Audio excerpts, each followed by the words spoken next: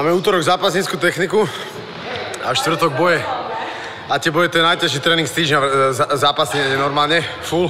Diga namotal ma tréner, že v útorok teraz akože ideme zápas. To je najťažší tréning pomaly z týždňa po sparingoch. A bojím sa to, jak čert kríža, Diga namotal ma, že dneska to bude, ale až štvrtok. Dneska technika, čo tiež není jednoduché, ale je to lepšie než toto. Podľa mňa na každý zápas je ten istý tlak, pretože podľa mňa, keď je fighter srdcom, tak každý zápas chce vyhrať rovnako, to znamená, že každý je tlak, aby vyhral nejaký určitý od nejakých fanúšikov, sponzorov, kohokoľvek, lebo ten tlak sa vytvorí sám, alebo tie médiá, alebo to okolo ho vytvorí. Ale jasne, potom tlak sám na seba, máš nejaké očakávania, takže je, ale tak, jak pred každým zápasom. Svojho supera vnímam tak, že má teraz nejakú vlnu víťaznú, je to boxer, nebezpečný super jak každý iný. Iba drillujem a navyšujem ten svoj štýl nejaký, ktorému verím, alebo ktorý verím, že mi nejak sedí. Takže iba ten stále prehlbujem, ako keby, vieš, že nepridával som tam niečo nové, ale tým, že to stále budujem, tak je to furt niečo nové, takže tak by som to povedal.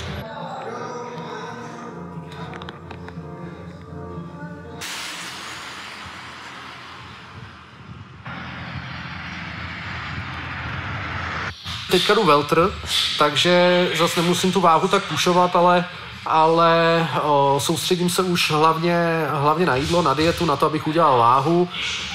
Už nic nějak nehrotíme, žádný těžký tréninky, snažím se být vyfreshovaný do toho zápasu a psychicky nastavený správně, no. To je základ. Zase pánev a už zase hop a ideálně jo. Honza jako do těch příprav všeobecně, nejen do téhle dává vždycky úplně všechno a fakt maká jako na ani ne 100%, to je 200-300%, takže 2-3 tréninky denně maká na sobě, na technice, na fyzičce, na dynamice, takže jako za mě připravený abnormálně dobře.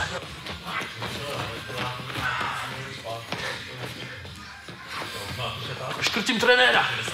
Roba vnímám už dlouho, on víceméně začal zápasit nějak podobně jako já, takže už to je zkušený zápasník, viděl jsem hodně jeho zápasů a tak nějak vím, co od něj očekávat, no. Změnil jsem přípravu trošku a s Andrem to furt probíráme. Já jsem si teďka v těch posledních pár zápasech zvykl, že mi tam docela padaly ty tvrdý údery a s Mírou, přestože jsem vyhrál, tak jsem moc čekal na ten jeden tvrdý úder a teďka to nebude jenom čekačka. Teďka budu aktivnější, budu víc začínat a budu sázet trošku víc na ten objem, než na to, že bych se to snažil ukončit nějakou tvrdou jedničkou. Tak to je náš brigádník, takzvaný Rikša, a za chvilku přijde Honza Mala. To se tam nevejde! Jardo, to se tam nevejde!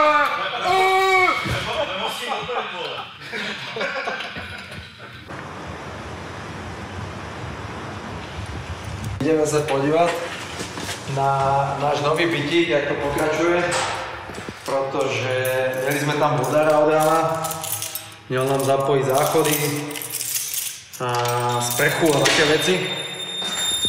Tak doufám, že to udělal dobre ten hajzel, lebo čakali sme na ňu asi 2 týždne. Vlastne tady som strávil celú prípravu už v zápase na Kuzníka, nakoľko vlastne to prerávali úplne do základu, to znamená, že podlahy sa dávali pre steny, všetko. Chceli sme niečo ušetriť, tak sme nechceli firmu, aby to robil, tak som to robil ja s frajerkyným bratom. Dobre, to je no. Toto je pícha toto celého bytu, lebo to som si navrhol ja, že by som chcel šatník. První to měla být moje hráčská místnost, že iba kreslo, PlayStation, počítač, veci, vieš. A pak hovorím, že kokos, však idem sa stať foterom, tak nemôžem byť decko. Takže počkám, až malý vyrastie, vypadne z bytu a na starý kolena si budem. Ale zatiaľ sme to urobili tak, že to bude vlastne šatník, lebo strašne veľa vecí mám, aj ja, aj frajerka. Pre mňa to bol úplne životný sen, vieš, ja som, tým, že som nemal detstvo úplne, jak by som si predstavoval, tak vždycky som chcel mať takú svoju rodinu. Kdyby bolo úplne na mne, tak by som už v 18 rokoch, vieš, dieťa. Akorát, že nebola vhodná dárkyňa, by som povedal.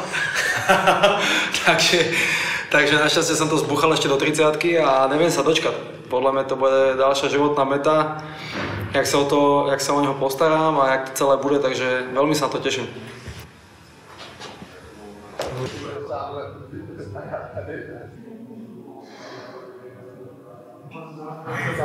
s tím, jak se to blíží, už ten týden je takovej specifický, že už je to jenom dolaďování, nějaký lehký, se nezranilo, tak ani nejde nemyslet na ten zápas, takže na to myslím, ale že bych trpěl nějakou velkou trému, to se říct nedá.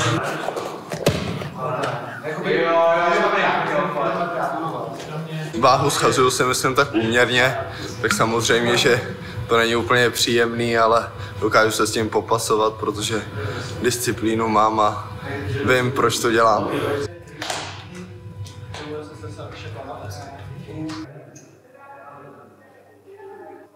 Studuju na vysoké škole vlastně tělesné výchovy a sportu Palestra. Je to vlastně bakalářský program, teď už jsem ve 3. ročníku. Už jsem se napojil na přednášku, mám vlastně profesionální sport a reklama se zaměřením na MMA, tak tu máme hezky kapitolku o oktagonu. I to je součást mý studijní práce, takže se to hezky spojuje všechno.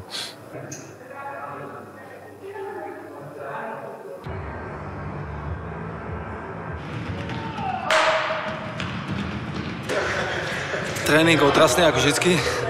Toto má stojí život, tento wrestling hebli. Sice sa zmenil super, ale okrem toho, že má opačný gard, sa nič nezmenilo pre mňa. Príprava je rovnaká. Ďakujem. Superovi by som povedal toľko, že je to bývalý reprezentant DOFI. On vlastne skončil tady, keď ja som plus minus došel. A viem o ňom tak, že je komplexný zápasník, je to hlavne opačný gard. O niečo je vyššie odo mňa a inak nič konkrétne. Vlastne ostatné veci, čo sa týče nejakého napozerávania techniky a tak ďalej, od toho mám trénerov. Ja sa týmto snažíme zabývať a čo mi povedia, aký gameplan, tak podľa toho pôjdeme. Dneska sme sa zameriavali skôr na techniku, potom dáme ešte nejaké tieto zo záberov, nejaké hrajkanie. A v podstate už nič vážne nebude, už sme blízko k tomu svojho zápasu. A naskakuje sem do boku. Alebo tam ostaneš, alebo naskakuje sem do boku. Áno.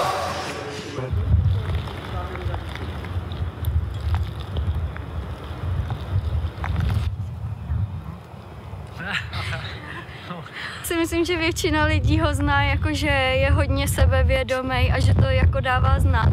Ale ve skutečnosti je hodnej, je s ním sranda. Já si myslím, že především je jako se mnou sranda, protože já nemám rád, když je prostě někde moc vážná atmosféra ani na tréninku. Vždycky si ze všeho děláme prdel a to si myslím, že je jako ta stránka, ze který mě lidi neznají. No.